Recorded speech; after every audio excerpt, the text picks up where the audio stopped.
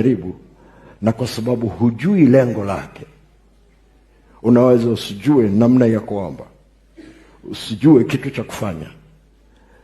Na Biblia inasema kazi ya jaribu ni kujaribu imani yako. Na maana nyingine ya jaribu ni kipimo au mtihani. Si kila mtihani ni mbaya, na si kila jaribu ni baya. Lakini ninachotaka uone, jaribu lolote lengo lake ni kupima imani yako, ni kukupa mtihani ambao somo hilo linaitwa imani. Unaweza ukafaulu, unaweza ukafeli.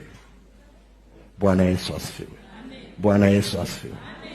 Si kila tatizo ni jaribu.